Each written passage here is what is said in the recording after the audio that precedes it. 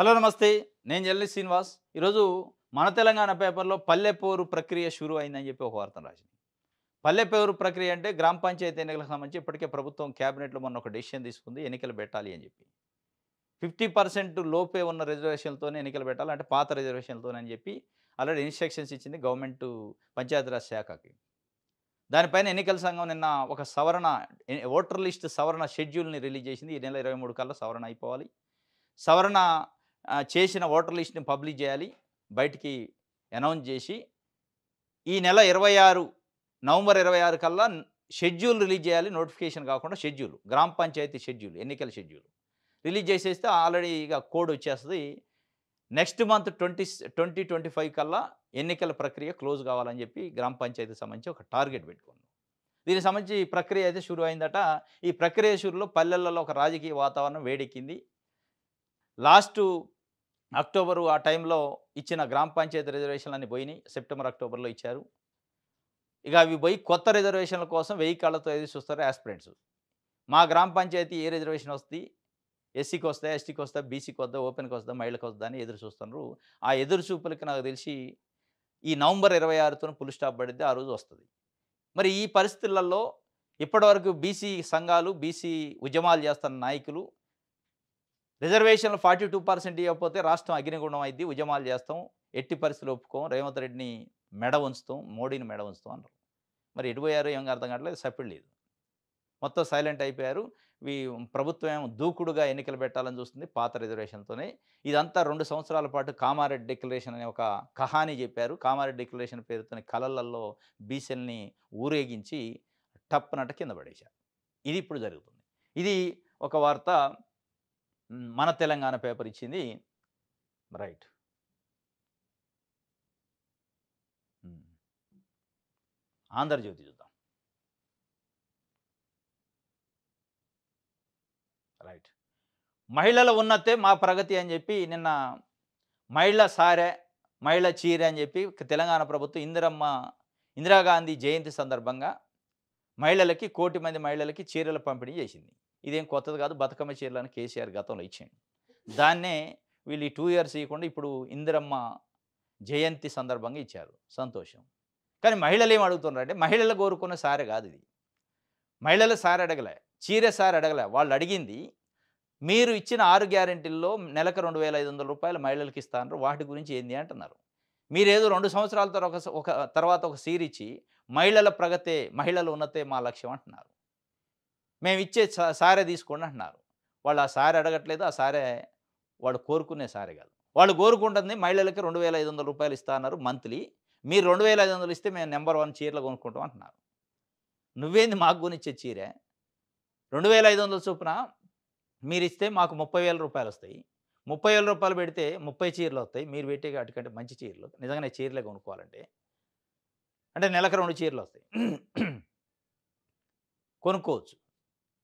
అది చెప్పండి అని అడుగుతున్నారు. దానికి సమాధానం చెప్పాలి కాంగ్రెస్ పార్టీ గాని, ప్రభుత్వం. మీ 6 గ్యారంటీలు 100 రోజుల్లో అమలు చేసే దాంట్లో ఉన్న రూ. 2,500 అది ఎటుపోయింది? అసలు ఉందా లేదా? ఇస్తారా లేదా? అది చెప్పండి. ఒక చీరిచ్చి ఇక మీరు పండగ చేసుకోండి. మీ ఉన్నతికి మా చీరతోనే ఉన్నతి రాదు. మీరిచ్చిన గ్యారంటీకి వారంటీ ఉందా లేదా చెప్పాలి. అది వాళ్ళు అడుగుతున్నది. వాళ్ళు కోరుకున్నది అది గాని మీరు మీకు నచ్చింది ఇచ్చి ఇదే మీకు వరం అన్నట్టు చెప్పే ప్రయత్నం చేస్తాను. రైట్. ఇది 'ఆంధ్రజ్యోతి'కి సంబంధించి.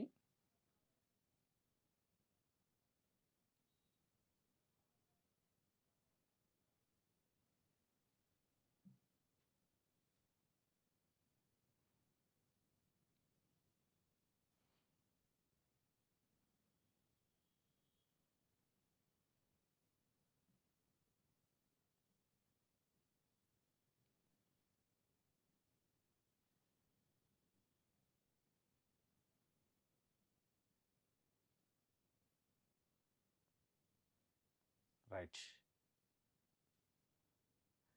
ఇది ఒక వార్త. 'దిశ' పేపర్ చూద్దాం.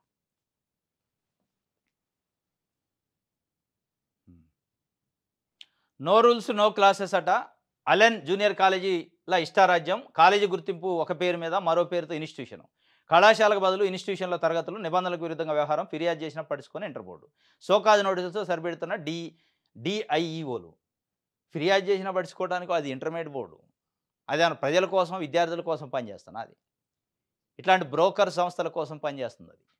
అలెన్ ఇన్స్టిట్యూషన్ లాంటి బ్రోకర్ సంస్థల కోసం ఇన్స్టిట్యూషన్ పేరుతోని పర్మిషన్ తీసుకుంటారు, జూనియర్ కాలేజ్ నడుపుతారు. ఈ వేరే అడ్రస్‌లో పర్మిషన్ తీసుకుంటారు, ఇంకొక దగ్గర నడుపుతారు. దీనిపైన స్పష్టంగా రాతపూర్వకమైన ఫిర్యాదులు ఇచ్చినా దాన్ని పట్టించుకుంటోడు లేడు. వాళ్ళకి కనపట్టలే, వినపట్టలే ఇంటర్మీడియట్ బోర్డుకి గానీ, ఇంటర్మీడియట్ కమిషనర్ ఆఫీస్‌కి గానీ. దీనిపైన ఇప్పటికే తెలంగాణ క్రైస్తవ జనసమితి అధ్యక్షుడు ప్రేమ్ కుమార్ గతంలో కంప్లెయింట్ చేసిండు. లాస్ట్ జూన్‌లో అనుకుంటా. కంప్లెయింట్ చేస్తే సోకాజ్ నోటీస్ తూతూ మంత్రంగా రిలీజ్ చేసి, సోకాజ్ నోటీస్ ఇస్తే ఏమవుద్ది? చర్యే కదా తీసుకోవాల్సింది. దానికి ఒక రూల్స్ ఉండవు, క్లాసెస్ ఉండవు, కానీ కాలేజీ ఉంటది, విద్యార్థులు ఉంటారు. ఇది తెలంగాణలో ఇంటర్మీడియట్ ఎడ్యుకేషన్, ఇంటర్మీడియట్ పరిస్థితి. అలెన్ ఇన్స్టిట్యూటే కాదు, ఇట్లాంటివి చాలా ఉన్నాయి. తెలంగాణ రాష్ట్రంలో హైదరాబాద్ చుట్టుపక్కలలో కేంద్రీకృతం అయ్యి పర్మిషన్స్ ఉండవు. వందల వేల మంది విద్యార్థులతో నడిపిస్తారు. లక్షల రూపాయల ఫీజులు. దానిపైన ఇంటర్మీడియట్ బోర్డు కంప్లెయింట్ ఇచ్చినా కనపడదు వాళ్ళకి. పట్టించుకోని పరిస్థితి. దీనికి ఒకటే సొల్యూషన్, సమస్యకు పరిష్కారం తెలంగాణ ఇంటర్మీడియట్ బోర్డులో పనిచేస్తున్న అధికారులను జైలుకు పంపాలి. ఇది మీ కళ్ళకు కనపడలేదా? మీకు చెవులకు వినపడలేదా? ఈ అక్రమాలు ఏంటి అని వాళ్ళపైన క్రిమినల్ కేసులు పెట్టి జైలుకు పంపితే తప్ప దీనికి పరిష్కారం రాదు. దాన్ని మానిటర్ చేయాల్సిన, దానిపైన అజమాయిషీ చేయాల్సిన అధికారులే లంచాలు తీసుకొని, లంచాల మత్తులో కళ్ళు పొరలెక్కి ఉంటే ఇక నో రూల్స్, నో క్లాసులు కాతే ఏముంటాయి? ఇదనమాట తెలంగాణ ఇంటర్మీడియట్ అలసత్వం, తెలంగాణ ఇంటర్మీడియట్ లంచగొండితనం బోర్డు ఇది చేస్తుంది. దీనికి సంబంధించిన ఒక వార్తని ఇచ్చారు. రైట్.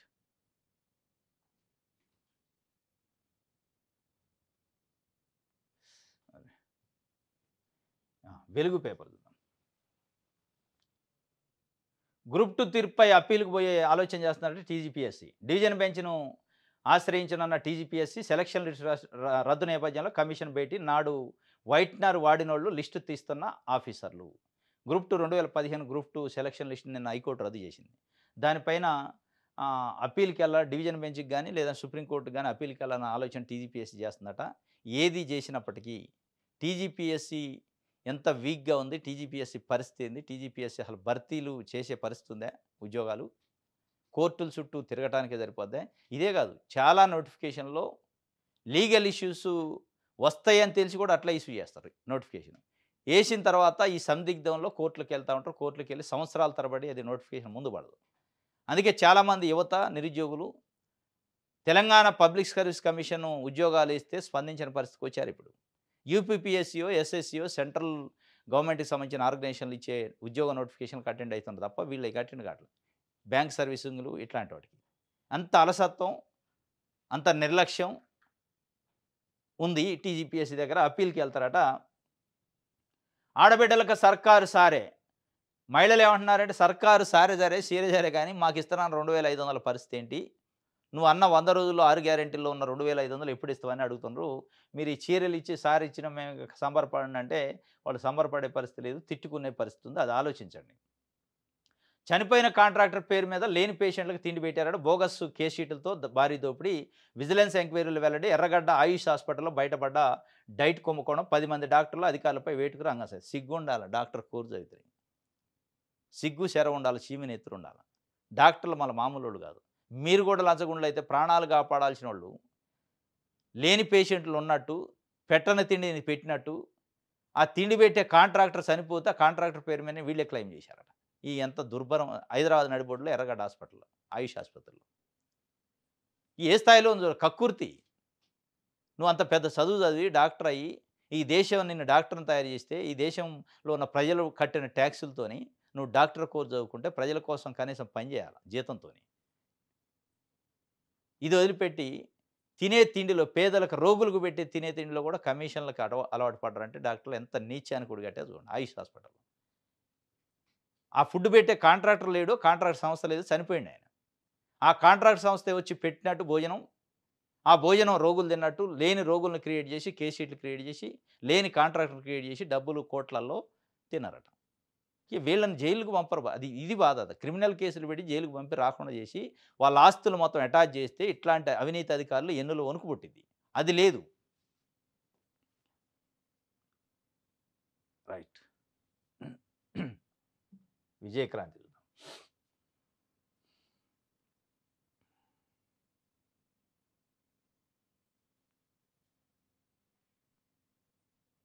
పాఠాలు నేర్వని టీజీపీఎస్సీ. ఇక వాళ్ళు పాఠాలు ఎక్కడ నేర్పుతారు? పాఠాలు నేర్వడానికి వాళ్ళ ఆ సోయిలు ఉంటేనా?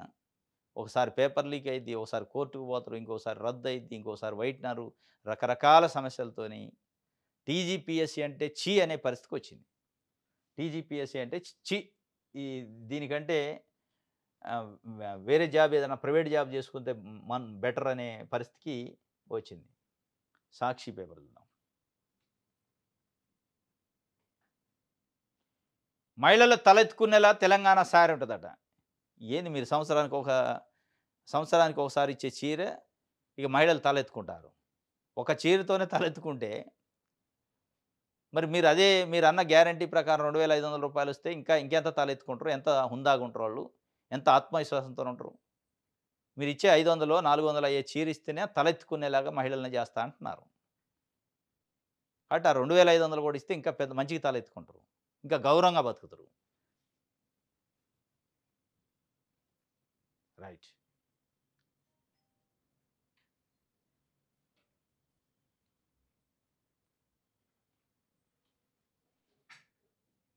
ఈనాడు చూద్దాం.